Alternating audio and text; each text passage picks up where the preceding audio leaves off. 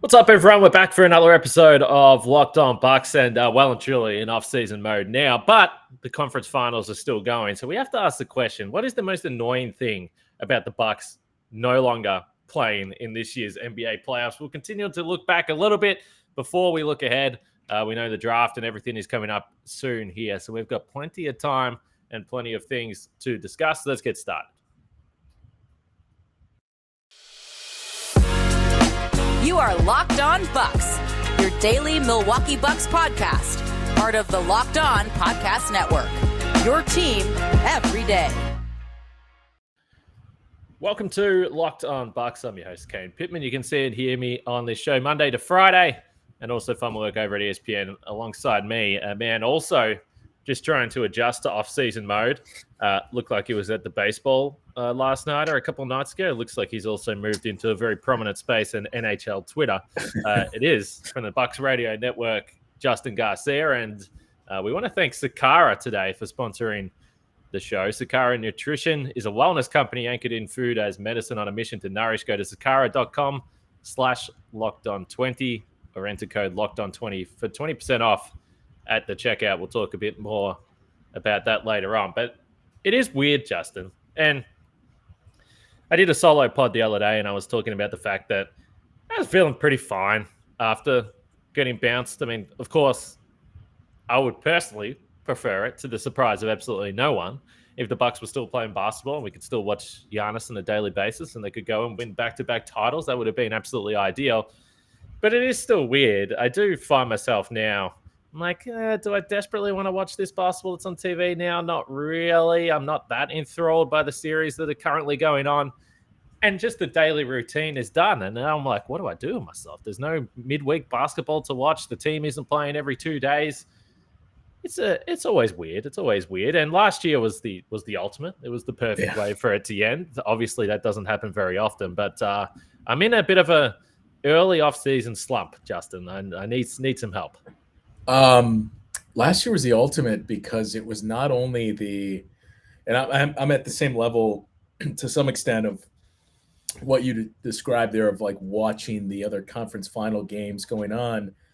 But also like there's no motivation to listen to the usual basketball podcasts that I listen to now. It's like, well, I don't really need a breakdown of how the Heat blew out the Celtics in the third quarter. So it's weird, but like it's a different feeling than I think the bubble in 2019, and I think you guys kind of touched on this, but we talked about it early in this series that you knew it was going to be incredibly difficult to win that series without Chris Middleton, even a full-strength Bucks team, which, in hindsight, I think everybody, Bucks fans at least, would point to and say, well, if Chris Middleton plays, we probably beat the Celtics, and who knows? But we knew it was going to be difficult without Chris Middleton. So to me, it's disappointing to have the season end, and especially as the defending champions in the conference semifinals. But this was kind of like the blow was softened and you were prepared for it when you saw this team isn't full strength. So it wasn't like 2019 when you were up 2-0 against the Raptors and lose 4 in a row and just devastated. I think I watched one game after that, and it was Game 6 of the NBA Finals. It wasn't like the bubble either, where that was just a weird year and tough to get back into sports. But the way the rug was kind of pulled out from under you, that was kind of jarring and tough to get past. But this one was kind of like, I don't want to get too morbid here, but it was almost like saying goodbye to a family member that, you knew like, oh, the health is declining. So let's just make the most of it while we have it. And that was kind of like the end of that series of, holy cow, they stole Game 5. They might actually do this, although I don't know how you felt, but even after Game 5, and I heard part of you and Frank talking about it, but even after winning Game 5, it was still, man, if they don't win Game 6, I don't think they're going to go into Boston to win. So you felt great to be up 3-2 and not be facing elimination at home, but it was still kind of an uneasy feeling of this kind of feels like we're up 3-2 and Game 6 is the must win for us. And I'll say this, and I've been pretty, I think I've mentioned it on the podcast. I've definitely spoken it probably to you about it, and Frank and all our other friends that jump on this podcast, Camille and everyone. In general, I've probably thought that Jason Tatum, the the desire, like the absolute desire to say that Jason Tatum is like a superstar player, to me has been a little weird. I think he's like a fine player. I think a lot of the times he's inefficient. He's a volume shooter, so he'll get his numbers for sure. But I wouldn't put him, for instance, I saw comparisons early in the season where he was like getting near prime Kawhi, and it's like, okay, first of all, prime Kawhi was like fucking unstoppable, and 60+% true shooting, all the rest of it. So Tatum, to me, there's been this desire to put him in the absolute elite bracket. I just don't think he's there personally. But what I will say is, when the Bucks closed to within 4 points in Game 6, and they had the home crowd going absolutely nuts, you were there, Justin. I was just watching on TV. Jason Tatum was the guy that and to me, yeah, of course the Bucks could have won Game 7, but he was the guy that ended this series with just some utterly ridiculous shot making. So to me, I have to kind of sit back here and say, well, I guess I have to give this man some credit. That was kind of me too, where I saw the same thing where like coming into the whole, is Jason Tatum top 5 debate. And it's not that I dislike Jason Tatum. It was just kind of the same as you're laying out there of like, he's not, maybe he gets there. He's not there yet. Think about how he's long, about 2 to 3 years away from when guys normally win a title anyway. Right, so that's fair. Right. I mean, think about how long it took Giannis to get to that point too. So I forget who it was, but I saw somebody throw out the comp of like, this isn't meant as a knock, but Jason Tatum is more like Paul Pierce than he is, or not Paul Pierce, Paul George than he is other guys that were thrown around here. And I was kind of there. And then Game 6 was when you really saw like, all right, maybe this is Jason Tatum's time to do this. The shot he hit on the baseline when I think it was a 4-point game and there was 2 seconds left on the shot clock and he just immediately caught it, turned, shot, and hit it. And from there just took over. You were like, well, this we said about Game 6, you felt like you needed to win that to end the series there anyway. But when Jason Tatum closed the fourth quarter the way he did, it was kind of like 20 years ago when Allen Iverson in Game 6 came to the Bradley Center and scored 26, I think, in that quarter, where it was like, well, it's going back to Philly at 3-3, and Allen Iverson is just unstoppable now. It was tough. It was a tough one to swallow, but as I said, credit to him. So I guess that brings me to a question, which I'm going to ask you in just a second, whereas when you do think about this series, and by the way, I should still say, I know that everyone, for good reason, you get to the offseason and everyone's like, all right, let's talk roster. Let's talk moves coming up. Let's talk the draft.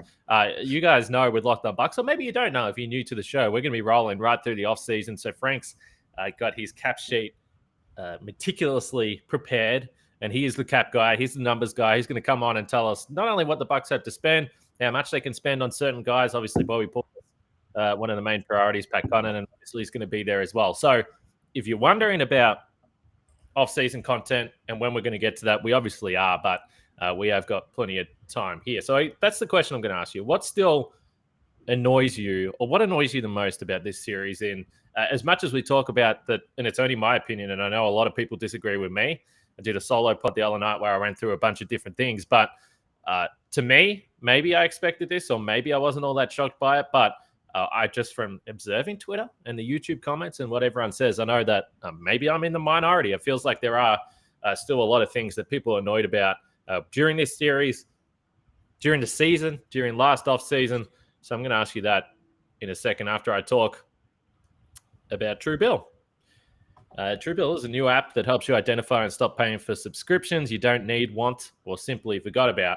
On average, people save up to $720 a year with Truebill because companies make subscriptions hard to cancel. Truebill makes it incredibly simple. Just link your accounts, and Truebill will cancel your unwanted subscriptions in one tap, and your Truebill concierge is there when you need them to cancel unwanted subscriptions so you don't have to do it. There's over 2 million users that are using Truebill, and it's helped save over $100 million.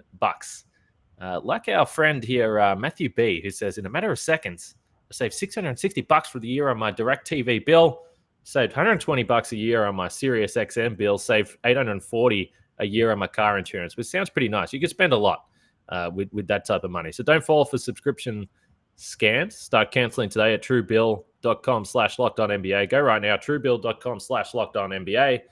It could save you thousands a year. And to me, when I think about what you would do with all that money, I'd just go straight to built.com and buy a whole year's supply of Built bars. And I'm talking about the brownie batter puffs now.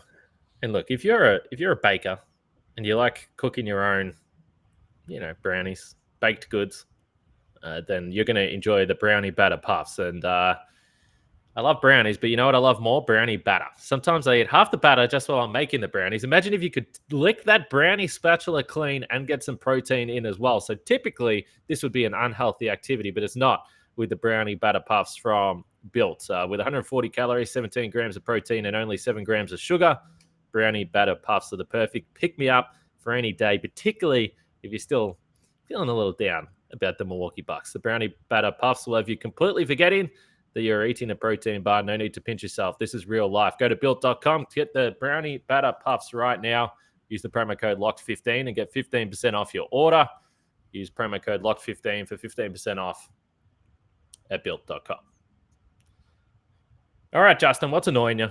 Let's be honest here. Is there anything that you look back and whether it's the series, if it's one of the offseason moves or the moves along the way that I described the other day on the solo podcast with PJ and Serge Ibaka and all this kind of stuff. Is there anything in particular that you are struggling to get over? I mean, there's quite a bit that annoys me on a routine basis here. Me? Where do I rank it out of all that? The PJ one it's definitely a tough pill to swallow, that we knew how impactful he was going to be, and to see that he's still playing and how impactful he's been with Miami. But more than that, the annoying thing is seeing how PJ Tucker was utilized this season, that he wasn't just standing in the corner and was initiating some of the offense and was getting by when he was basically a negative player offensively for the Bucks last season. So that's a part of it. I mean, kind of tied to that, there's a couple of things that stand out to me. This sounds like a criticism, and it's not, but it really annoyed me early in the series against the Celtics when Wesley Matthews was great and exceeded expectations. But when everybody was pointing to, like, man, he's the PJ Tucker replacement and maybe he's a better version. And I saw people pointing to Wesley Matthews shot 40% from three and PJ Tucker only shot 32% last year. And it's like, hang on. PJ Tucker hit 18. I think it was 18 of 59 in the playoffs last year. Wesley Matthews was 19 of 45 this year. So we're basically talking about the same numbers here, and Wes was just slightly higher percentage because he hit one more three in a little fewer attempts.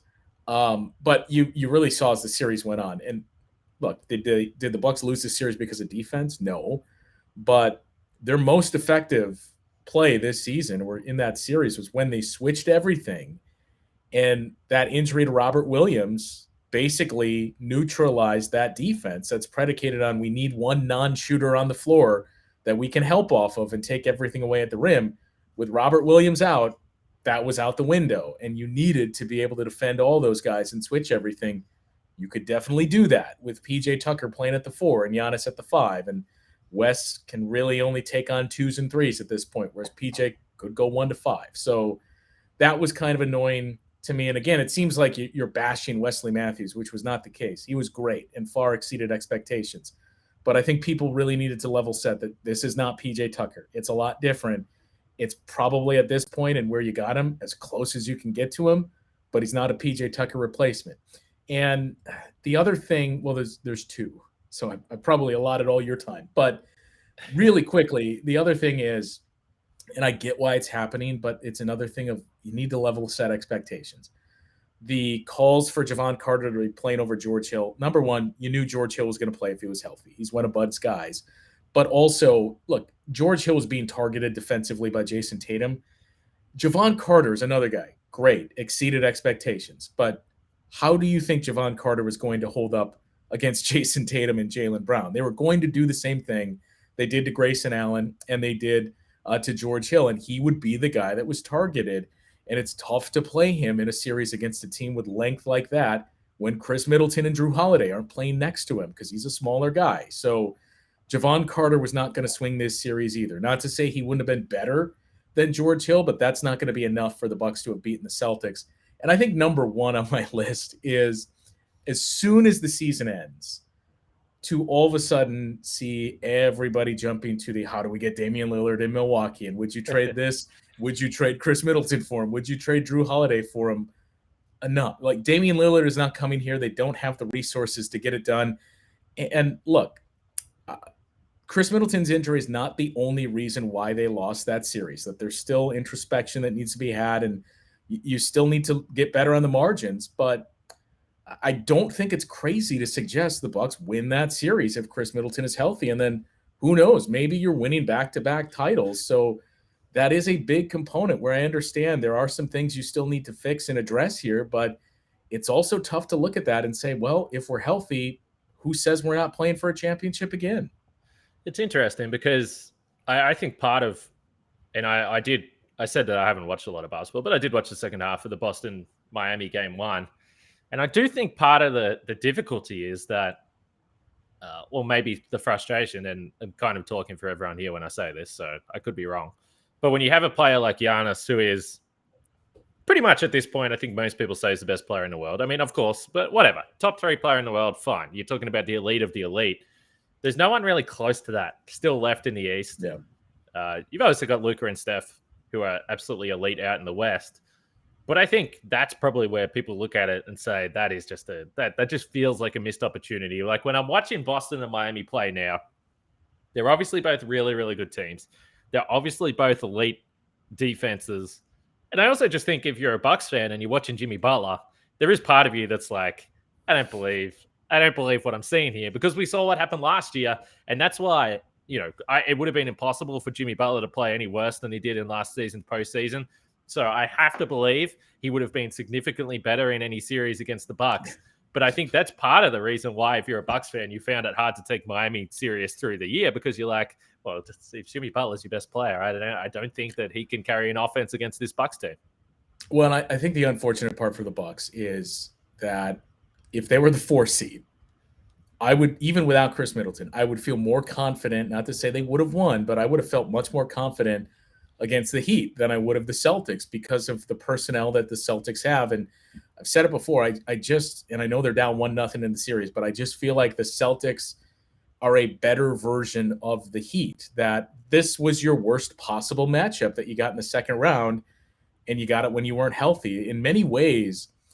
And why I've really felt like for the midpoint of the Bucks series that the Celtics were going to win the title this year is, in many ways, the entire story right now reminds you of the Bucks last year, where everybody thought it was a mistake to get the Heat in the first round, and the Bucks had a close game in game 1, ended up sweeping them. Celtics have a close game where Jason Tatum hits the game winner, end up sweeping them. Second round series goes to 7 games. The opponent is injured. Second round series this year goes to 7 games. The opponent is injured. Even game 1, Bucks dropped game 1 of that conference final series at home to the Hawks, and the Celtics, undermanned, dropped game 1. So it feels like a lot of parallels to what we saw with the Bucks last year, and I still expect them to come out of this series. But there's a number of things where you just get caught up playing the what-if game of, well, what if Chris was healthy? What if we were on that side of the bracket and had Miami, and maybe Chris is healthy by the time this series rolls around, that you'll just keep yourself up at night playing those games. And by the way, we should say, if anyone missed it, I'm sure nobody did, but Chris said himself that he was no guarantee to even play in the conference final. So I think, all the optimism and the reports, whatever you want to call it, that he was a chance late in the Boston series, I think that's why we said on this show that I don't think that there's any possibility that he's coming back in this series. It didn't feel like he was all that close. And, for the Bucks, with an injury like that, I think Chris put something on social media, a photo, and the caption was something like recharge, retool, something like that. And it's like, I think, not to say that the Bucks wouldn't have done anything to win this title, but I think part of it was like, okay, let's make sure that we do not do anything to put this guy's future in jeopardy as well, because we know, or miss all of next season, re-aggravating it or something. Yeah, exactly right. So ultimately, I think they did the right thing. And also, like, is there a part of me that sits there and thinks if Giannis had that injury, he wouldn't have played? Maybe he would have, but we've learned to this point that Giannis is absolutely not human when it comes to health and all those types of things, and he'll push himself to basically a place that a very, very, very minute percentage of people are able to do it. We saw that in last year's postseason, and to be honest, I think we saw it during this series against Boston as well, because I think he was pretty banged up for the most part, and was still obviously absolutely spectacular. I'll tell you what else is spectacular. That's Sakara, our friends sponsoring the podcast today. And feeling your best starts with what you eat. Sakara helps you live a healthy, balanced lifestyle and truly enjoy it with delicious, plant-rich, transformational nutrition that builds a foundation for living in your best body. Now is the time to seek wellness, joy, and abundance in all areas of your life, starting with what you eat. With Sakara, you get nutrient-dense meals, snacks, and supplements that nourish your body without ever sacrificing taste or quality. True radiance starts on your plate, Justin. Made with high-quality organic ingredients, Sakara's plant-rich transformational nutrition programs are expertly designed to deliver real results, from reduced bloat and eased digestion to clear skin and boosted energy and moods as well. Sakara is a wellness company anchored in food as medicine, on a mission to nourish your body through the power of plants. They use plant-rich ingredients, and right now, Sakara is offering our listeners 20% off their first order when they go to sakara.com/lockedon20 or enter the code lockedon20 at checkout. You spell that sakara.com/lockedon20 to get 20% off your first order. Sakara.com/lockedon20. Of course, the other narrative that a lot of people are discussing is obviously Bud. And let's face it, even when the Bucks won the title last year, there was this idea that they won it despite Mike Budenholzer. Anyone that's listened to this podcast for long enough knows that I think it's absolutely absurd. My biggest problem with people from the couch trying to say what is the most simple or what is the most obvious adjustments that you can make, and it happens all the time, is that there's things that we can sit here and say, okay, well, this is what impacted the Bucks losing the game. Shooting 4 for 33 from three. That's real. You would have liked to have hit a few more. And if you shoot 4 for 33 in all 82 regular season games next year, I think you're not going to win too many. It's going to be difficult to win those games. That's just the reality. That's what we can sit here and say. One thing that I just think is like impossible to determine from the couch is that what makes a good coach. And the idea to me, regardless if you don't think Bud is perfect, which, he's not, that's fine. I think he's got remarkably better in his time in Milwaukee, whether it's the way he uses Giannis, whether it is willingness to do things differently defensively. Doesn't mean that he never makes mistakes or whatever. But I just think, like, for me, this is why I've always been hesitant to say, yeah, I think you should go get another coach, is because even if you have people, and I see this a little bit, well, the Bucks should just fire Bud and bring in Darvin Ham, or they should fire Bud and bring in Charles Lee. And it's like, okay, what do you specifically know about this man that makes you think that he's going to be a better coach than Mike Budenholzer? Like, to me, the idea of analyzing a coach and saying, well, this is a championship coach. You've only got 2 of them in the history of your franchise in well over 50 years. What makes me sit there and think that you can just go and get another coach? When you look at some of the other franchises and the way they cycle through coaches, I don't know. Like, to me, like, the idea that you would fire Mike Budenholzer right now seems absolutely ridiculous. But I don't know. I might be in the minority. Yeah, I'm. We have the same thoughts there, and at the risk of sounding like I'm biased and towing the company line. I mean, I don't know what else you would have wanted there, and you can point to the tactical stuff and like, well, why didn't you adjust? And what we know about Bud is, up until this series, the first time that they lost, or they won Game 3 and lost the series, that they've gotten better as the series goes on. I think they're 9-2 all time in Games 3. They're 8-3 in Games 4. That the longer the series goes, the better they get, and those are his adjustments. It's not so much the in-game stuff, but I think it was.